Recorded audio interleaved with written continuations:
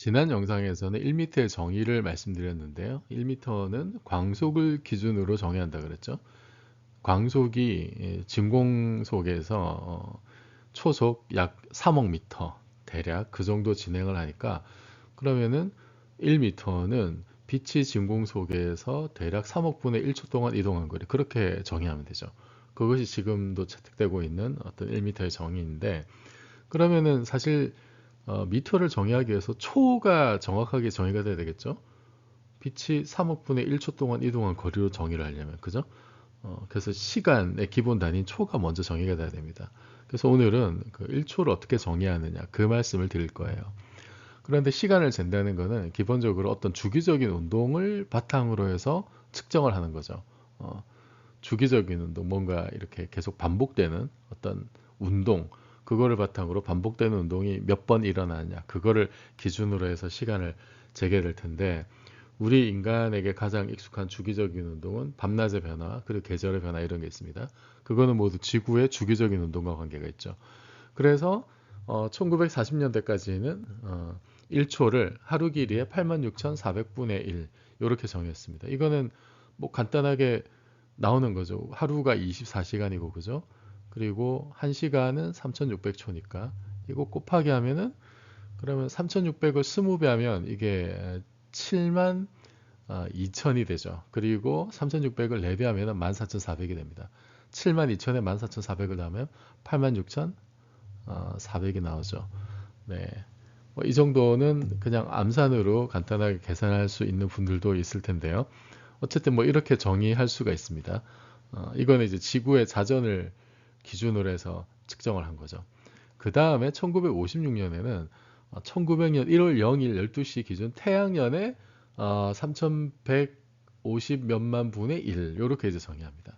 여기서 이제 1월 0일이라고 하는 거는, 이건 이제 그 바로 전날 12월 31일을 이제 뜻하는 거예요.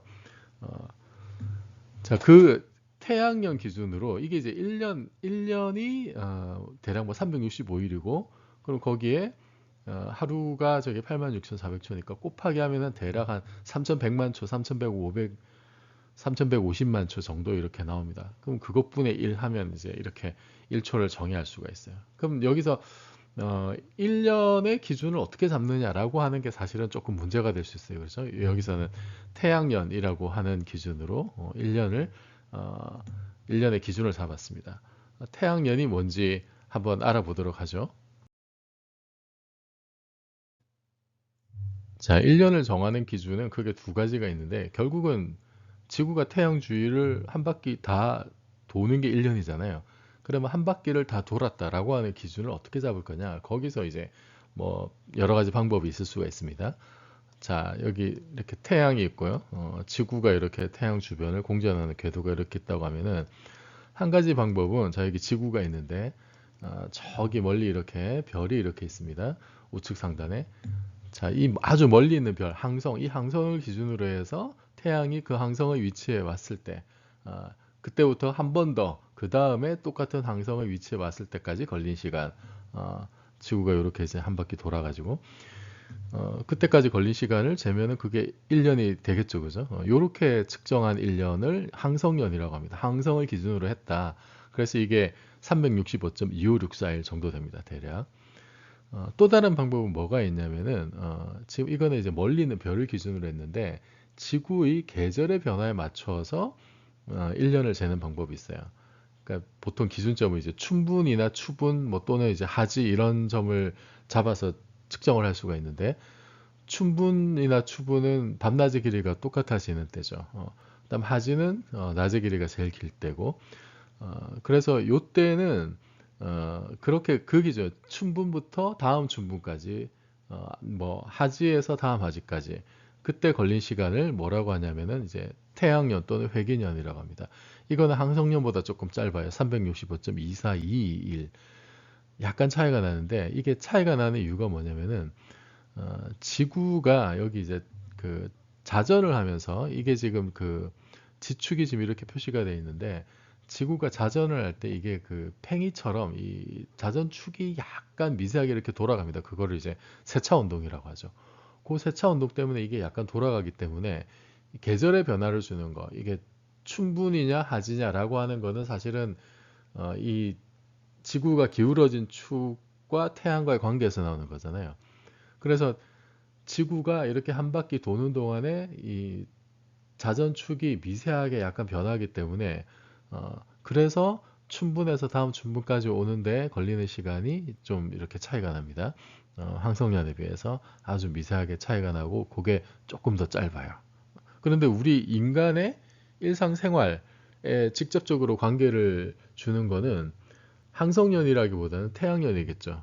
왜냐하면은 춘분이 언제냐라고 하는 건 우리 일상에 직접적으로 연결되는 문제잖아요. 그죠? 멀리 있는 별에 견주어서 태양이 어디 있냐. 이거는 사실 우리 일상하고는 별 관계는 없습니다. 그래서 태양년을 기준으로 해서 그게 1년에 365.242일이니까 저 기준으로 해서 대략 한 3150만 분의 1을 1초로 하자라는 거예요. 자, 그러면 이것도 사실은 초의 단위를 자연 표준으로 정했다라고 볼 수도 있죠. 그죠? 왜냐하면 지구 태양의 관계에서 지금 1초를 정한 거니까 인간하고는 직접 관계가 없는, 그러니까 겉으로는 사실 자연 표준이긴 한데 이게 진정한 의미의 자연 표준은 아닙니다. 왜냐하면 이거는 너무 좀 지엽적이잖아요. 우주 전체적으로 봤을 때 지난 영상에서 말씀드렸듯이 광속을 기준으로 미터를 정의를 했을 때 그런 자연 표준이 갖는 이점이 뭐냐면은 외계인에게도 1m의 정의를 설명하고 싶다 그랬어요.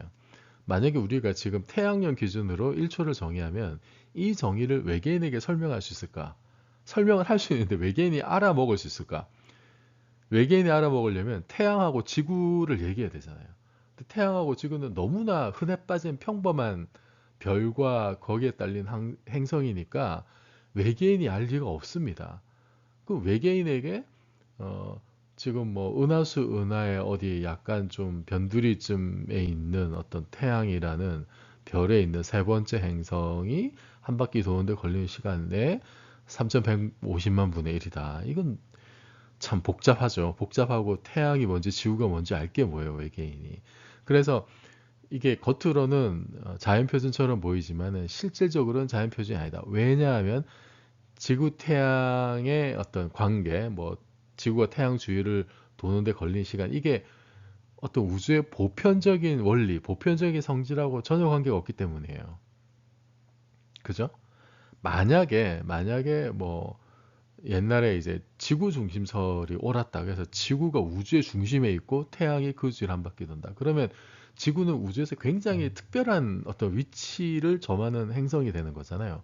그러면은 만약에 지구가 우주의 중심이라면 외계인도 우주의 중심인 지구를 알 수밖에 없겠죠. 그죠? 그러면 지구라는 존재는 그 우주의 보편적인 어떤 성질을 가지고 있을 겁니다. 굉장히 중요한 성질을. 만약에 그런 상황이라면 뭐 지구를 기준으로 태양이 한 바퀴 도는데 걸리는 시간 이거를 뭐 1초의 기준으로 그렇게 정할 수도 있을 거예요. 그게 꽤 괜찮은 방법일 수 있을 겁니다. 하지만 사실은 그게 아니잖아요. 우리 은하에만 태양 같은 별이 수천억 개 있는데 그래서 지구 태양이 우주의 보편성을 담지하고 있지 않기 때문에 이걸 기준으로 초를 정의하는 것은 사실상 좀 자연 표준의 어떤 취지에는 좀 안 맞는 겁니다.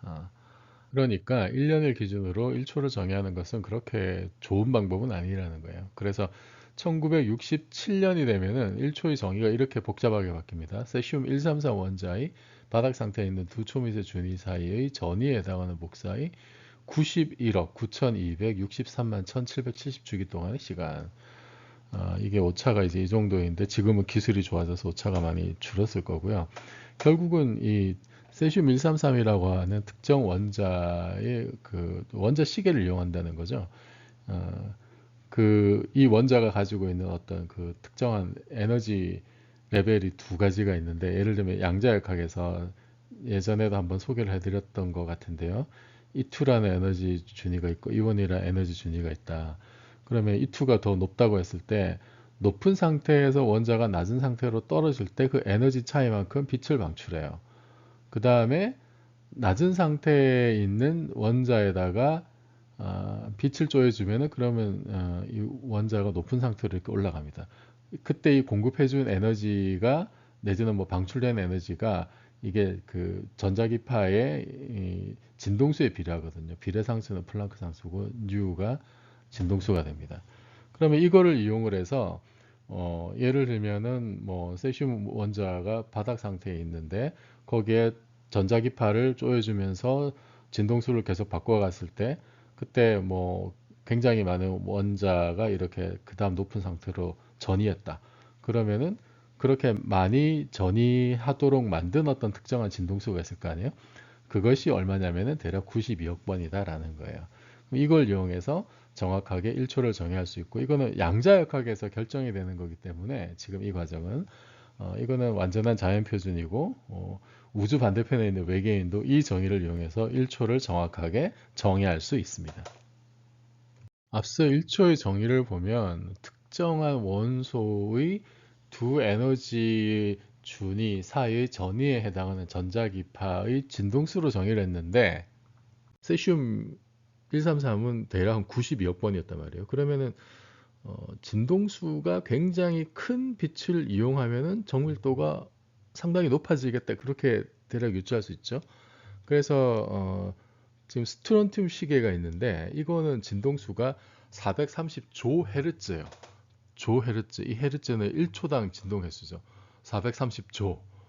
세슘은 92억 번이었는데 이건 굉장히 진동수가 높은 거죠. 그러니까 이거는 그 오차가 상당히 작습니다. 50억 년에 1초. 태양하고 지구 나이가 대략 뭐 46억 년, 45억 년 정도 돼서 50억 년이 조금 안 되는 걸로 알고 있는데 대략 그 정도 나이에 1초 정도 오차가 생기는. 이제 요 시계는 미국에서 국립표준기술연구소가 보유하고 있다고 합니다. 그리고 이거보다 더 진동수가 더 큰 건 없느냐? 이 히토류 원소 중에 이제 이터비움이라는 원소가 있는데 그걸로 만든 원자 시계가 있어요. 이터비움 시계. 요거는 진동수가 얼마냐면 518조. 어마어마한 숫자죠. 518조 헤르츠 초당. 이렇게 이제 진동수가 크니까 요걸로 만약에 그 원자 시계를 제대로 만들 수 있으면 오차가 굉장히 줄어들 텐데 지금 기술적으로는 이제 한 1억 년에 1초 정도라고 하는데 이게 이론상으로는 대략 한 300억 년 분의 1초 정도? 300억 년에 1초 정도? 그렇게 해도 사실 줄일 수 있다고 합니다. 300억 년이면 우주의 나이보다도 훨씬 더 긴 기간이잖아요. 우주의 나이가 138억 년이니까.